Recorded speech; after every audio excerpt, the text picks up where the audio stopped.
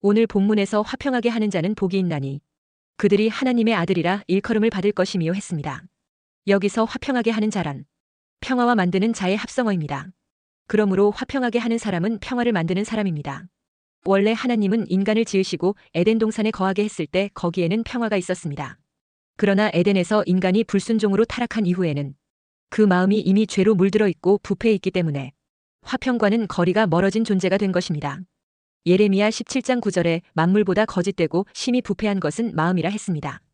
그렇기에 예수님은 그런 부패한 사람은 마태복음 15장 19절에 마음에서 나오는 것은 악한 생각과 살인과 간음과 음란과 도둑질과 거짓 증언과 비방이니 했습니다. 여기에 화평은 없습니다. 그러나 하나님은 화평하게 하시는 분이십니다. 하나님은 깨어진 관계를 회복하기 위해 화목제라는 제사 제도를 만들어 주셨습니다. 그래서 하나님은 샬롬의 하나님입니다. 그리고 예수 그리스도는 화평하게 하는 분이십니다. 예수님은 우리의 화평이십니다. 에베소서 2장 14절에 그는 우리의 화평이신지라 둘로 하나를 만드사 원수된 것 곧 중간에 막힌 담을 자기 육체로 허시고 했습니다. 예수님은 우리의 죄를 위해 십자가 위에 올라가 피 흘려 죽어주심으로 하나님 앞에서 화평을 이룰 수 있도록 길을 열어주셨습니다. 그래서 골로새서 1장 20절에 그의 십자가의 피로 화평을 이루사 만물 곧 땅에 있는 것들이나 하늘에 있는 것들이 그로 말미암아 자기와 화목하게 되기를 기뻐하심이라 했습니다. 성령님도 화평하게 하는 분이십니다. 그래서 성령의 열매 중에는 화평의 열매가 있습니다. 이런 화평의 은혜를 입은 그리스도인은 모두 화목하게 하는 직분을 받은 자들입니다. 그래서 하나님은 그리스도인에게 화목하게 하는 직분을 주셨다고 했습니다. 고린도후서 5장 18절에 모든 것이 하나님께로서 났으며 그가 그리스도로 말미암아 우리를 자기와 화목하게 하시고 또 우리에게 화목하게 하는 직분을 주셨으니 했습니다. 오늘 본문에서 말하는 화평은 일단 마음의 평안을 말하고 마음의 평안은 마음의 염려, 근심, 걱정이 없는 편함을 말합니다. 그러면 마음의 염려, 근심, 걱정이 발생하는 원인은 무엇입니까? 각자 자신의 마음에 새겨진 육신의 정욕 안목의 정욕 이생의 자랑 때문입니다. 이 같은 육신의 욕심들로 인해 마음에는 평화가 없고 오직 분쟁으로 치닫게 되는 것입니다. 그러나 오늘 본문에서는 화평하게 하는 자는 복이 있다고 했습니다. 그리고 사도행전 10장 36절에는 예수 그리스도로 말미암아 화평의 복음을 전한다고 했습니다. 또한 고린도전서 14장 33절에는 하나님은 무질서의 하나님이 아니시여 오직 화평의 하나님이시니라 했습니다. 그러므로 예수님도 화평의 주님이십니다. 그런데 누가복음 12장 51절에 내가 세상에 화평을 주려고 온 줄로 아느냐 내가 너희에게 이르노니 아니라 도리어 분쟁하게 하려 함이로라 했습니다. 또한 마태복음 10장 34절에서는 내가 세상에 화평을 주러 온 줄로 생각하지 말라. 화평이 아니요 검을 주러 왔노라 했습니다. 그러면 이게 무슨 말씀입니까? 여기서 우리가 알아야 할 것이 있습니다. 우리가 예수 믿고 화평을 누리기 위해 먼저 받아야 할 것이 있는데 그것이 바로 검이라는 겁니다. 이 검은 말씀의 검을 말합니다. 이것은 예수님이 친히 십자가 죽음을 통해서 이루어 주신 보혈의 공로인 십자가의 도를 말합니다. 이 십자가의 도는 곧 좌우의 날선 검인 진리의 말씀과 구원의 복음을 가리키는 것입니다. 먼저 십자가의 도가 되는 말씀을 받게 되면 예수님을 십자가에 못 박은 사망 권세를 잡은 자인 마귀의 정체를 알게 됩니다. 그리고 이 마귀는 모든 타락한 인생들의 아비입니다. 그러므로 모든 불신자들은 결국 마귀의 자식인 것입니다. 그래서 요한복음 8장 44절에 너희는 너희 아비 마귀에게서 났으니 너희 아비의 욕심대로 너희도 행하고자 하느니라 했습니다. 인간이 에덴에서 타락한 이후에 부패한 마귀의 본성이 인간에게 오염되어 인간관계에서 화평을 깨는 시기, 질투, 원망, 불평, 분쟁 등이 그치지 않는 세상이 되었습니다. 우리가 예수님을 주와 구주로 영접하게 되면 그때부터 우리는 좌우의 날선 검과 같은 십자가의 도를 받아서 믿음으로 자신을 부인하고 날마다 제 십자가를 지고 주님을 따라오라는 명령 앞에 온전히 순종하게 됩니다. 그래서 시기, 질투, 원망, 불평, 분쟁을 제어하고 화평의 사람으로 살고자 힘쓰는 것입니다. 그러므로 십자가의 피로 이루신 십자가의 도가 아니면 이 세상은 결코 화평이 이루어지지 않습니다. 예수님이 우리에게 검을 주러 왔다는 것은 말씀의 칼을 가지고 자신의 마음에 있는 어두운 마귀적이고 육신적인 생각들이 드러날 때마다 베어버리고 고치라고 주신 검인 것입니다. 그러니까 주님이 주신 검은 남을 공격하라고 주신 검이 아니고 자신 안에 일어나는 죄와 마귀와 육신적인 생각을 공격하고 싸우라고 주신 검인 것입니다. 종말의 7년 환란 기간에 둘째 인이 떼어질 때 세상에는 붉은 말의 등장과 함께 땅의 화평이 사라지며 3차 대전 같은 세계적인 대규모의 무력 충돌이 일어나서 많은 사람이 죽게 되는 것을 예고하고 있습니다. 계시록 6장 4절에 이에 다른 붉은 말이 나오더라. 그 탄자가 허락을 받아 땅에서 화평을 제하여 버리며 서로 죽이게 하고 또 큰 칼을 받았더라 했습니다. 여기서 붉은 말은 전쟁과 피 흘림을 상징합니다. 종말에 있을 7년 환란의 시작은 적그리스도가 이스라엘과 한일에, 즉 7년 평화 조약을 맺는 시점으로 보는 것입니다. 다니엘 9장 27절에 그가 장차 많은 사람들과 더불어 한 일에 동안의 언약을 굳게 맺고 그가 그 일의 절반의 제사와 예물을 금지할 것이며 또 포악하여 가증한 것이 날개를 의지하여 설 것이며 또 이미 정한 종말까지 진노가 황폐하게 하는 자에게 쏟아지리라 하였느니라 하니라 했습니다. 7년 조약이 처음에는 평화로운 것 같은데 그 일의 절반인 3년 반이 지났을 때 적그리스도가 본색을 드러내고 성전에서 제사와 예물을 금지할 것이며 또 포악하여 가증한 것이 날개를 의지하여 설 것이라고 했습니다. 이렇게 적그리스도의 활동이 본격화되는 것은 계시록 12장 9절에 사탄의 본거지였던 공중에서 쫓겨나 땅으로 내려올 때임을 알 수 있습니다. 이때가 바로 환란 중반부인 3년 반쯤으로 보는 것입니다. 큰 용이 내쫓기니 옛뱀 곧 마귀라고도 하고 사탄이라고도 하며 온 천하를 꿰는 자라 그가 땅으로 내쫓기니 그의 사자들도 그와 함께 내쫓기니라 했습니다. 후 3년 반의 환란기는 땅에서 평화가 완전히 사라져버린 끔찍한 대환란의 시기로 보는 것입니다. 첫째, 하나님의 나라는 화평의 나라입니다. 평화는 하나님 나라의 핵심 가치입니다. 이사야 52장 7절에 좋은 소식을 전하며 평화를 공포하며 복된 좋은 소식을 가져오며 구원을 공포하며 시온을 향하여 이르기를 내 하나님이 통치하신다 하는 자의 산을 넘는 발이 어찌 그리 아름다운가 했습니다. 그러나 일반적으로 산을 넘는 발은 아름답지 않습니다. 아무리 좋은 등산화를 신었다 해도 발은 퉁퉁 불어 못생겨져 있을 것입니다. 하물며 중동 지역처럼 샌들을 신고 산을 넘은 발이라면 터지고 갈라지고 아주 만신창이가 되어 있을 것입니다. 그런데 이사야는 산을 넘은 발이 아름답다고 칭송합니다. 왜 아름답다는 것입니까? 좋은 소식을 가져온 발이기 때문입니다. 하나님이 통치하실 것이며 하나님의 통치로 말미암아 평화와 구원이 실현될 것이라는 기분 좋은 소식을 가져왔기 때문에 산을 넘은 발이 아름답다고 찬송한 것입니다. 그러면 평화와 구원을 실현시키는 하나님의 통치는 어떤 방식으로 이루어집니까? 이사야가 이렇게 말합니다. 이사야 9장 6절에 이는 한 아기가 우리에게 낳고 한 아들을 우리에게 주신 바 되었는데 그의 어깨에는 정사를 메었고 그의 이름은 기묘자라 모사라 전능하신 하나님이라 영존하시는 아버지라 평강의 왕이라 할 것임이라 했습니다. 여기서 하나님이 보내신 하나님의 아들은 평강의 왕이라 일컬어질 것이라고 말합니다. 그러니까 평화가 실현되는 하나님의 통치는 하나님의 아들을 통해 이루어질 것이라는 것입니다. 그러므로 평화는 하나님의 아들이 실현시키는 하나님 나라의 가치인 것입니다. 하나님의 아들인 예수님은 우리에게 오늘 본문에서 이런 말씀을 했습니다. 화평하게 하는 자는 복이 있나니 그들이 하나님의 아들이라 일컬음을 받을 것이미요 했습니다. 평화를 실현시키는 예수님이 하나님의 아들인 것처럼 평화를 실현시키는 자리에 서는 사람, 화평하게 하는 사람도 하나님의 아들로 인정받을 것이라는 말씀입니다. 예수님과 동질이기 때문입니다. 그러니까 교회를 다니지만 예수님을 배우려 하지 않고 예수님을 닮을 의지도 없고 그래서 하나님 나라의 가치인 평화를 외면하고 오히려 화평을 회방하는 자리에 서는 사람은 예수님과 동질이 아니기 때문에 하나님의 아들로 인정받지도 못하고 하나님의 나라도 얻지 못한다는 뜻입니다. 교회에서는 예수님을 배워야 하고 예수님을 닮아야 하고 예수님의 가치관을 공유해야 합니다. 그래야 예수님처럼 화평케 하는 인생을 살고 하나님의 아들로 인정받고 예수님과 함께 하나님의 나라를 누리게 됩니다. 그렇게 사는 사람이 참된 그리스도인입니다. 그러면 우리는 누구와 화평해야 하는 것입니까? 먼저 하나님과 화목해야 합니다. 하나님과 화목하는 것이 지혜요 축복의 길입니다. 둘째로 가까이 있는 사람과 화목해야 합니다. 그래서 예수님은 마태복음 5장 23절 24절에 그러므로 예물을 제단에 드리려다가 거기서 내 형제에게 원망 들을 만한 일이 있는 것이 생각나거든. 예물을 제단 앞에 두고 먼저 가서 형제와 화목하고 그 후에 와서 예물을 드리라 했습니다. 셋째로 불편한 사람과 화목해야 합니다. 누가복음 6장 35절에 오직 너희는 원수를 사랑하고 선대하며 아무것도 바라지 말고 꾸어주라 그리하면 너희 상이 클 것이요. 또 지극히 높으신 이의 아들이 되리니 그는 은혜를 모르는 자와 악한 자에게도 인자하시니라 했습니다. 이렇게 사랑하고 선대하면 하늘에서 상이 클 것입니다. 넷째로 할 수 있는 대로 모든 사람과 화목해야 합니다. 로마서 12장 18절에 할 수 있거든 너희로서는 모든 사람과 더불어 화목하라 했습니다. 이렇게 살려면 자신과 다른 사람과 하나님에 대해 성경적인 관점을 가져야 합니다. 우리가 다투고 싸우는 대부분의 이유는 자기 중심적이고 이기적인 마음에서 비롯됩니다. 그러나 성령으로 거듭난 사람은 자신의 죄가 얼마나 많으며 자신이 얼마나 무가치한 존재인지를 잘 알고 있습니다. 그래서 그는 자신이 하나님 앞에서 권리를 주장할 만한 입장에 있지 못하다는 것을 알고 있습니다. 그러므로 그는 가난한 심령이 되어 하나님의 은혜를 구하고 자기 안에 있는 죄의 세력을 인해 애통합니다. 그리고 자신이 하나님 앞에서 얼마나 비참한 존재인지를 잘 알고 있습니다. 하나님의 은총이 없었다면 영원히 심판받아 마땅한 존재라는 것을 잘 알고 있는 것입니다.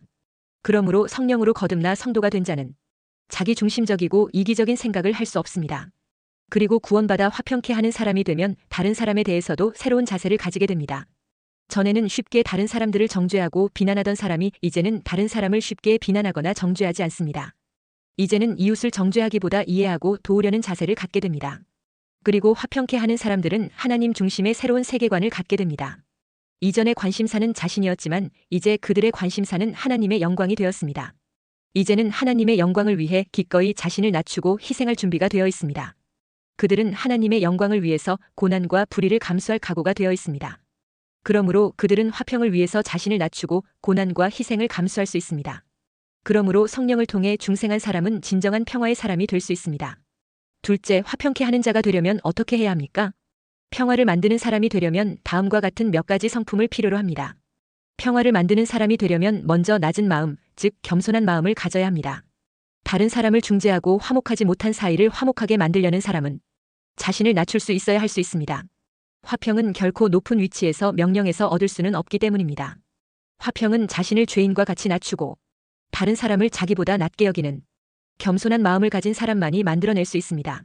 예수님은 우리와 하나님을 회복하게 하기 위해서 하늘의 높은 보좌를 버리시고 낮고 천한 말구 위에 태어나셨습니다. 또한 평화를 만드는 중재인이 되려는 사람은 온유한 마음을 가진 사람이어야 합니다. 유순한 대답은 사람의 분노를 가라앉힙니다. 상대방이 아무리 화를 내어도 한쪽이 유순한 태도를 가지면 문제를 해결할 수 있습니다. 딱딱한 뼈와 뼈 사이에는 연골이 있어 관절을 부드럽게 움직일 수 있습니다. 그리고 쇠와 쇠 사이에도 윤활유가 있으면 부드럽게 움직일 수 있습니다. 그와 같이 평화를 만드는 중재인은 연골과 윤활유와 같은 역할을 하는 사람입니다. 그러므로 평화를 만드는 사람은 온유한 성품을 가진 사람이어야만 되는 것입니다. 그리고 평화를 중재하는 사람은 관용할 줄 아는 사람이어야 합니다. 초조하고 성급한 사람은 화해자가 될 수 없습니다. 한 왕이 전쟁 중에 막사 안에서 일을 보고 있었습니다. 그는 그때 막사 밖에서 한 병사가 자기 욕을 하는 것을 들었습니다.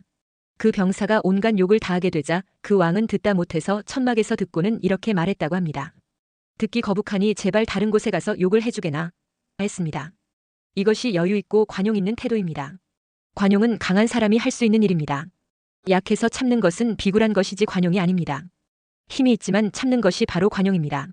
평화를 만드는 중재인에게는 이러한 관용의 자세가 필요합니다. 그리고 마지막으로 화평케 하는 중재인은 인내를 가진 사람이어야 합니다. 사도행전 15장을 보면 사도 바울은 좀 성질이 급했던 사람으로 보입니다. 그는 두 번째 선교 여행을 떠나면서 바나바와 심하게 다투었습니다. 바울은 지난번 선교 여행 때에 중도에 임의로 이탈해버린 마가를 절대로 데리고 갈 수 없다고 주장했습니다. 그러나 바나바는 한 번 실수를 한 것이니 이번에는 참고 그를 데리고 가야 한다고 주장했습니다. 이로 인해 바울과 바나바는 심하게 다툰 후에 서로 각각 다른 길로 선교 여행을 떠났습니다. 바울이 마가에 대해 인내하지 못한 일로 인해 다툼이 생기고 화평이 깨어진 것입니다. 그러나 바나바는 마가를 용서하고 그를 데리고 선교 여행을 떠났습니다. 이러한 바나바의 배려로 인해 마가가 선교 여행을 성공적으로 수행할 수 있었습니다. 그리고 성숙한 사역자가 되었습니다. 이와 같이 평화의 중재자는 인내하는 마음이 필요합니다. 예수님은 우리를 하나님과 화목하게 하시는 분이십니다. 인간은 아담이 죄를 지음으로 인하여 스스로는 하나님과 화목할 수 없었습니다. 그런데 예수님이 오셔서 인간의 죄를 대신 짊어지심으로써 인간과 하나님과의 관계를 화목하게 만들었습니다. 예수님은 평강의 왕이십니다. 그리고 예수님은 살렘 왕 곧 평강의 왕인 멜기세덱의 반차를 쫓아오셨습니다. 그래서 예수님이 태어났을 때 허다한 천군이 누가복음 2장 14절에 지극히 높은 곳에서는 하나님께 영광이요 땅에서는 하나님이 기뻐하신 사람들 중에 평화로다 하니라 했습니다. 그래서 바울은 예수 믿고 구원받은 우리에게 권면하고 있습니다. 고린도후서 5장 18절에서 20절에 모든 것이 하나님께로서 났으며 그가 그리스도로 말미암아 우리를 자기와 화목하게 하시고 또 우리에게 화목하게 하는 직분을 주셨으니 곧 하나님께서 그리스도 안에 계시사 세상을 자기와 화목하게 하시며 그들의 죄를 그들에게 돌리지 아니하시고 화목하게 하는 말씀을 우리에게 부탁하셨느니라. 그러므로 우리가 그리스도를 대신하여 사신이 되어 하나님이 우리를 통하여 너희를 권면하시는 것 같이 그리스도를 대신하여 간청하노니 너희는 하나님과 화목하라 했습니다. 그래서 교회는 화목해 하는 곳입니다. 예수님은 평화가 깨어질 예루살렘을 바라보시면서 탄식했습니다.